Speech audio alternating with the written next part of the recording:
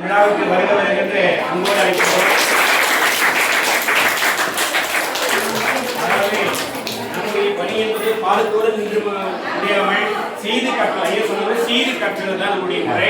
அதனால பாடத்தில் இருக்கக்கூடிய 500 100 என்ற பாடலுக்கு வரக்கூடிய 5 நிலைகள் குறித்தும் அந்த நிலத்துக்கு ஏற்ற ஆறு மழைக்கால மலர்கள் என்ற தலைப்பு, அந்த தலைப்புக்கு ஏற்ற மாதிரி பல்வேறு விதமான சொற்களையும் மற்றும் அந்த மக்களுடைய வாழ்வியல் முறையும் சங்ககால மக்களுடைய வாழ்வியல் முறை குறித்தும் அறிவதற்கு புரிந்து கொள்வதற்காகவே இப்படிப்பட்ட ஒரு கண்காட்சி ஏற்பாடு செய்யப்பட்டிருக்கிறது.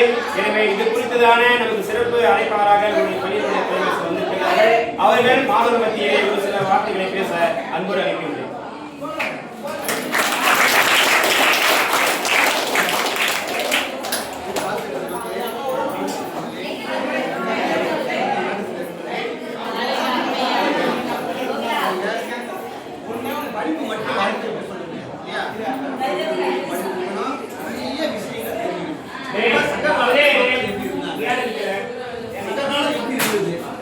அப்போ உள்ள மக்களுடைய வாழ்வியல் முறைகள் என்ன இல்லையா, இந்த காலத்துல என்னென்ன விதமான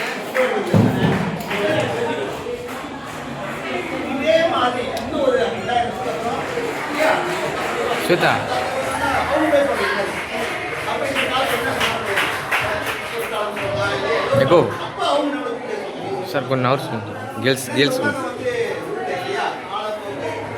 இன்னும் ஆண்டுகளா பூமி செஞ்சுட்டாங்க. அப்பெல்லாம் மக்கள்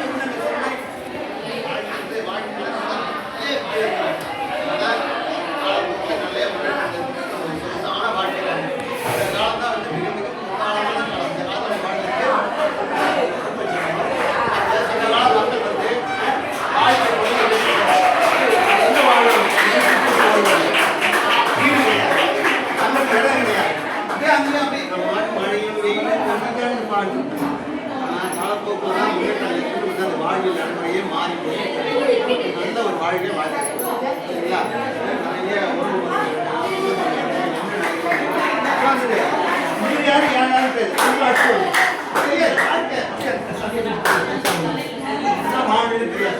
சமைச்சு சாப்பிடுறதே தெரியாது.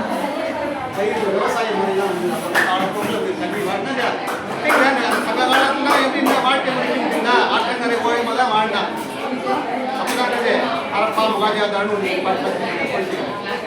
காவிரி படுகை, காவிரி கரை ஓரம் நிறைய கிராமங்கள் இருக்கும். விவசாயம் பண்ண ஆரம்பித்தாங்க தண்ணி யூஸ் பண்ணி. நிறைய மாற்றங்கள்.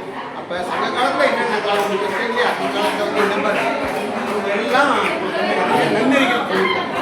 புத்தகமாக எழுதியிருக்காங்க, ஓலைச்சோட்டே எழுதியிருக்காங்க. புத்தகம் இருக்கிறவங்களாம் ஓலைச்சோட்டு எழுதிருக்காங்க. இப்படிதான் வாழ்க்கை நிறைய அந்த காலத்துக்கு இப்படி தான் வாழ்க்கை இதுதான் இருக்கணும். அப்பெல்லாம் அங்கே ஒரு சின்ன ஊரை வச்சு ஒரு அரசாங்கம் சொல்லிட்டு ஆட்சி பண்ண நெறிமுறைகள் இருக்கும் சரியா. இப்போ இங்கே என்ன தெரியுதுன்னா 5 நிலங்கள்னா என்ன, அந்த 5 நிலங்கள்ல மக்கள்